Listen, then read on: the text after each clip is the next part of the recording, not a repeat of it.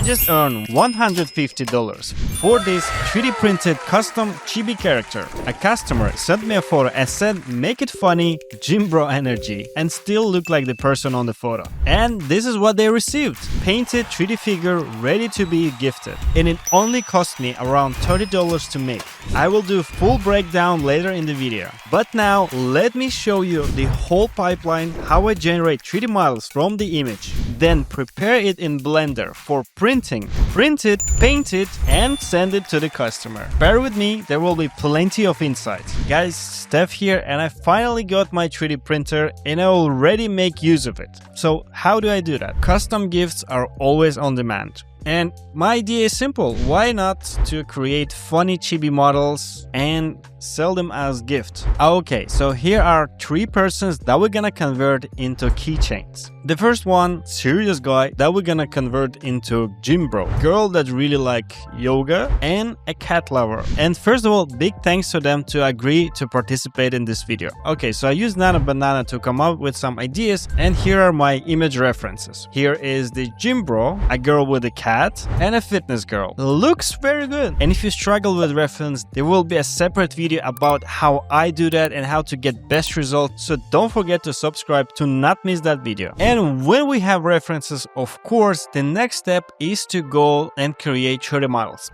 Well, here you have plenty of options, but for printing, we do really care about details and geometry accuracy. So far, my choice is Heightem 3D mainly because of geometry accuracy. So, I mean, this is crazy how cool some stuff come up, especially with more details, and it's easier for me to work with geometry on the processing step, which should be done almost all the time. But of course, you can choose in know, and if you don't know, I created independent leaderboard Top 3D AI where you can find best AI for your needs. Okay, we're gonna use Image 3D latest model with max resolution. For printing, you can actually choose geometry only, but just for fun, let's take a look how it looks textured. You can also use multi-view if the backside is somehow different from the front side. I'm good with single view for now. Okay, when all set, let's press generate. And a few minutes later, here is our result. Okay, here's our guy, and it looks good. The shape is pretty good. Here is another model I created, also look very good. Okay, so details are quite sharp.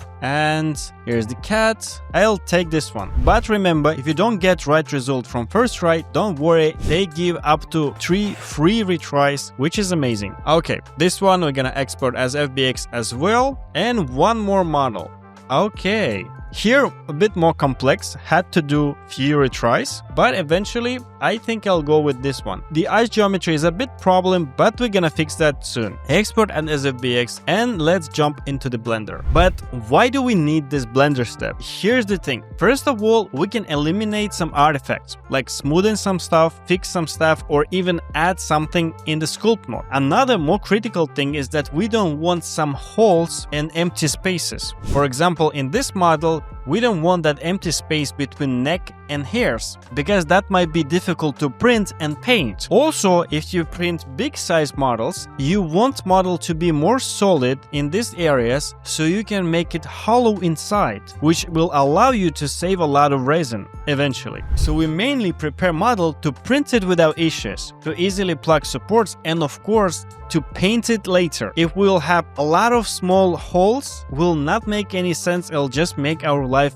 more difficult. Or for example, the flowers, we don't need that thin lines. We want it as a solid thing so it prints it nicely and not break easily. Now, when that's clear, let's move on. Okay, so you basically can drag and drop that FBX to Blender, position it, and we can start preparing. So the step number 0 is to go to position it somewhere across the center, and we can set the origin, like here, object set origin to 3D cursor, just so we can work with symmetry if needed. In the material tab, you can remove the material like this, and in geometry data, press clear custom split normals. Now we're ready to continue. Now let's go to sculpt mode and do remesh. That's pretty much only thing that we need here. Okay, I'm gonna set resolution something like 003. That should be enough, and press remesh. This might take up to 1 minute depending on your computer. And here we go, the model is remeshed and we can actually start preparing. Most often thing is smooth brush, which is extremely easy to use. Just press shift on the keyboard and just smooth the areas that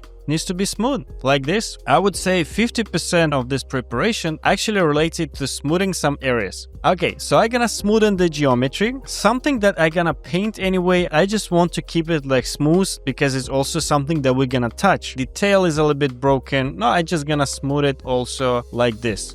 And my second favorite brush that I use almost also the half is elastic grab or similar brushes here. So basically it allows you, like imagine like with your hand, just move the geometry and fix it the way you need it. So I'm just gonna fix the shape a little bit to make it more cute and more cat-like. Okay. And just like this, using only 2 brush, my cat looks way better now. Let's use smooth brush across the dress. We don't need those lines. We can make it smooth. Okay. Now, here's another thing. We don't really need this space under the dress, especially if you want to make it hollow, you want to cover it with some plain. So here's how you can do that, or for any other parts. We're gonna go to object mode, press Shift A, go to mesh and create circle. Now we're gonna go to edit mode of that circle and press F. Go back to object mode and in modifier, we're gonna add subdivision surface and add 2 levels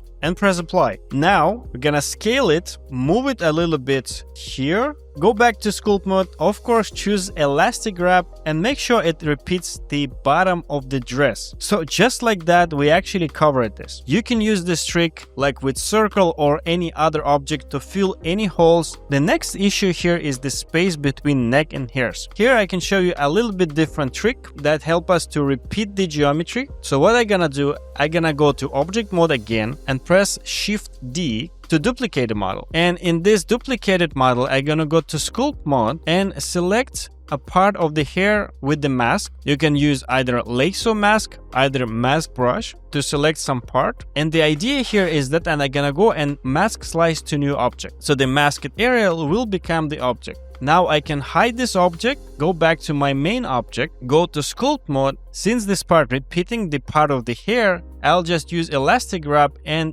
sort of move it to fill that space. Again, I'm just using 1 brush to fill that gap. Why? Because in first place, I want this hair to repeat itself here. Okay, so now we're covering that space more or less. And don't worry, we're gonna smooth it even more. But for smaller spaces, like for example this, we have some space between hair leaves and forehead, we can use inflate brush. Also very useful. Click like this and it will basically inflate parts until they connect. And as a last step, of course, we're gonna just smoothen everything, and here you can see we can hide the all imperfections before printing. And as I said before, it will really simplify our life when we start painting this. But remember, anytime when you create new object to fill holes, you need later to not forget to join them. Like you can select all of them and press Ctrl J, and then you need to remesh it before you do smoothing and stuff. So here's what we're gonna do. We're gonna select them all, press Ctrl J, go to sculpt mode and go to remesh it again. A voxel size depends on the details that you want to see in the model. Okay, here's the moment everyone for sure noticed it that we need to fix this imperfection. Let's address it right away. Another problem that you might face when you try to remesh, your model become a total crap. Make sure you do this before. Select your model, go to edit mode,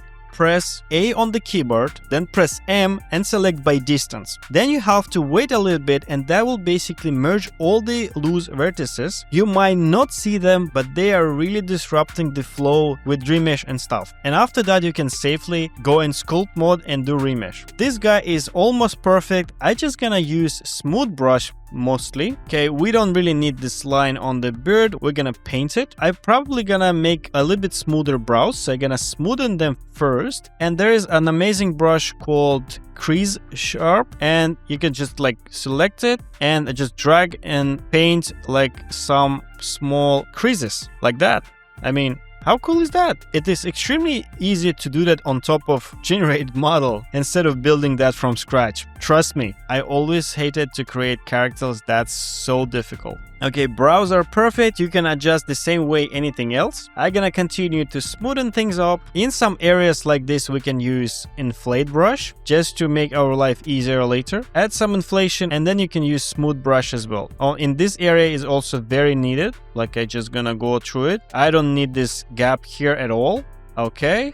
Now, very important thing, when you close gaps with the inflation, they still sort of different meshes going intersecting through each other. It's easy to fix, just do remesh again after that, and that will make it like one solid mesh. So after that you can use smooth brush and it will treat it as a one united mesh. Look at this. Okay, I'm gonna do remesh and now smooth brush works way better. If you try it without remesh, the result will be quite bad. Okay, in the last model, I of course had to fix eyes, basically with smooth brush to fix some artifacts after remesh. And then I used blob brush to add some volume here to make them more rounded, and the smooth brush again. The cool thing again is that you can use any brush, quickly switch to smoothing by pressing shift. Also, I fixed a shape of the mouse a little bit. With my favorite elastic wrap, I fixed some shape to follow some traits of real person. I made some brows. Here I used the clay strips brush just to add some volume like this. The same thing with covering holes with blob. You can make the brush bigger and close the holes. But before smoothing, don't forget to remesh. And the main challenge here is, of course, the flowers. So we're gonna use a lot of blob brush here. Let's inflate the area like that. So I'm gonna inflate everything. I don't need those holes at all. Let's carefully inflate everything. And when that's done, of course, we're gonna hit remesh button, wait a little bit, and now we can continue do a smoothing. We can see here everything became one geometry, every hole as before. Here the area behind the neck.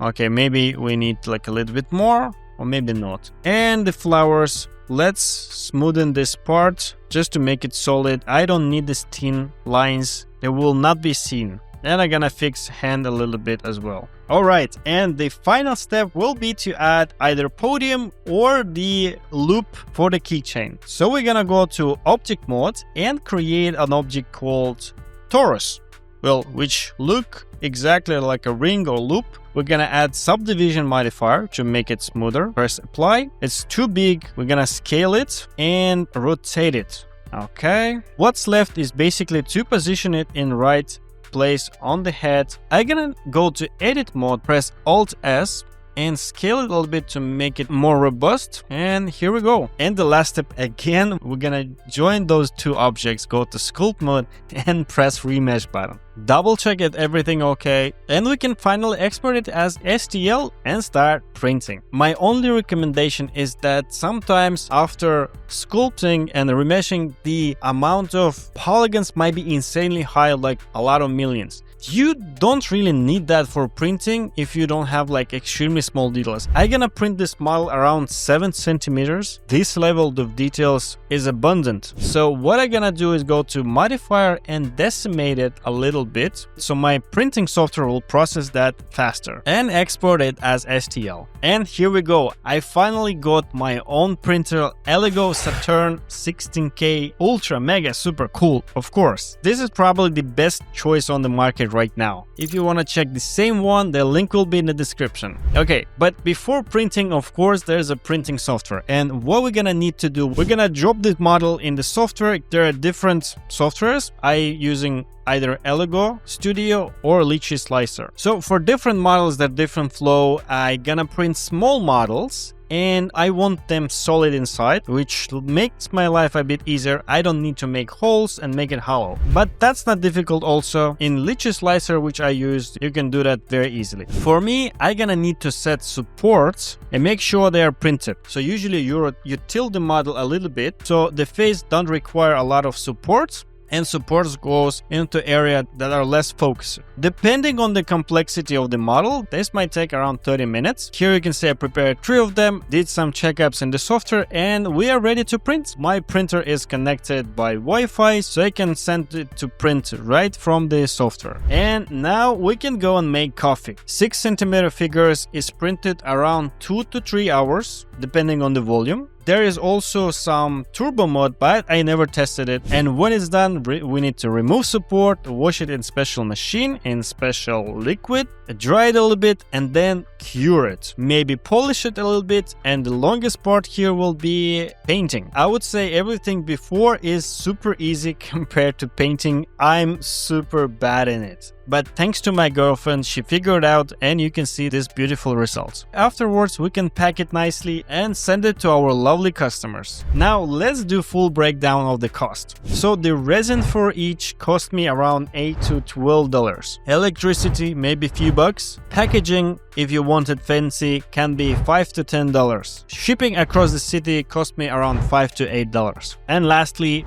painting supplements, $8 to $10. An average around $20 and few hours of labor. And I can easily sell it for $150. Let me know what you think about it. Or maybe you want one custom keychain by your own. Definitely let me know in the comment. We can make one for you. Again, thanks a lot for guys who provided their real photos to participate in this video. Much appreciated. I hope you learned a lot of insights and I got you inspired to try it out. This was Steph with Mr. Muck. Like and subscribe and see you in the next video.